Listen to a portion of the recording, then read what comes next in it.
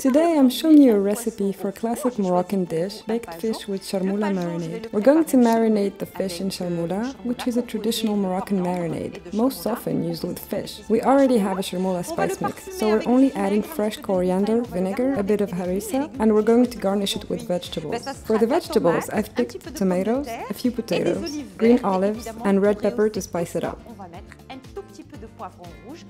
Now let's get started on the charmoula. I have here a small bunch of coriander, and I'm only taking the leaves.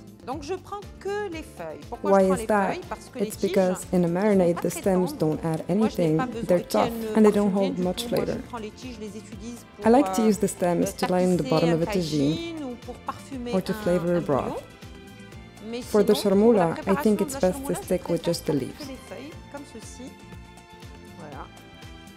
Alright, I think that is enough coriander leaves. I'm adding a bit of vinegar.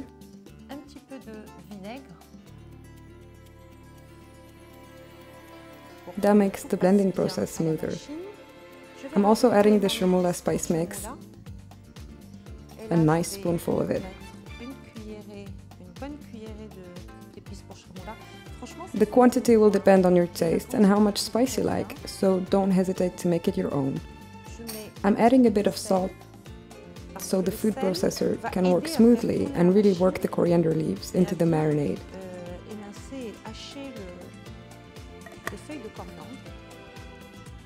A little bit of harissa, which is very spicy hot pepper paste. If you don't like too much spice, feel free to skip it. Now I'm going to blend all of this together to make the charmoula paste. Here, we have a very nice charmoula paste, and I'm going to mix in some oil. You can either use pure olive oil or cut your olive oil with another vegetable oil. If you do want to cut it, I have 2 tablespoons of charmoula paste, and I'm adding 2 tablespoons of olive oil and 1 tablespoon of sunflower oil.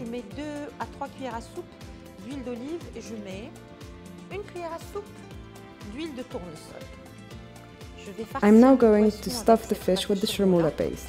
The fish is already cleaned.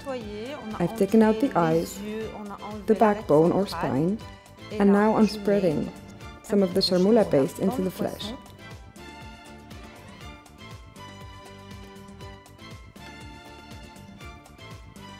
I'm also stuffing a bit of the paste into the head.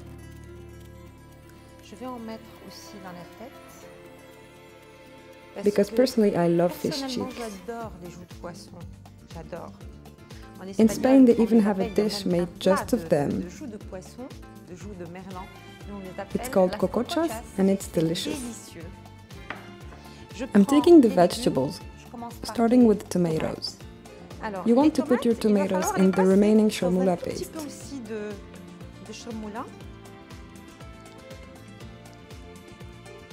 Just to coat them quickly.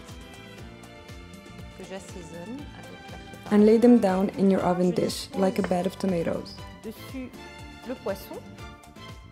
Next I'm going to lay the fish down on the bed of tomatoes.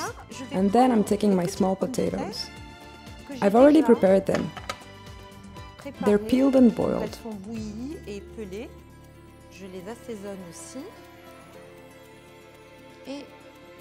And I'm laying them down around the fish.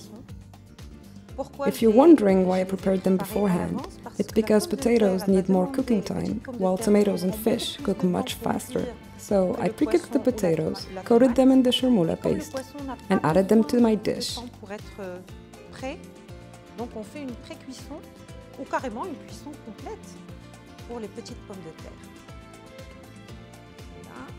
One more touch, I'm adding some more charmoula coated tomatoes on top of the fish, just to decorate it. Now repeat the same with the olives. Coat them in charmoula and add them to your dish. You may have noticed that I didn't use any water, because the fish and tomatoes are both going to release their own water.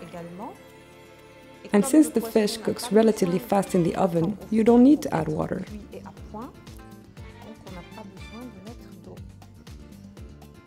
My finishing touch is the red pepper, which I've grilled, peeled and cut into stripes.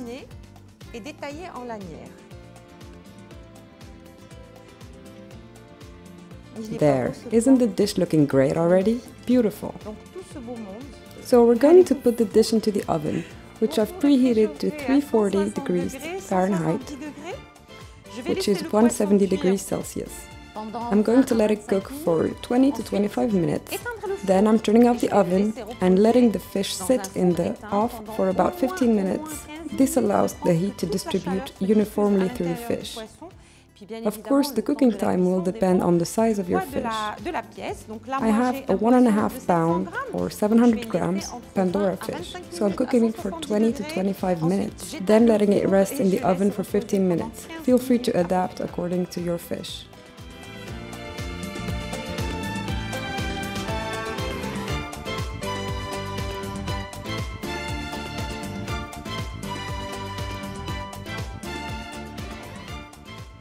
Alright, my baked Pandora fish with chermoula is ready. I'm taking it out of the oven. I've let it rest for 15 minutes to allow the flavors from the spices and other ingredients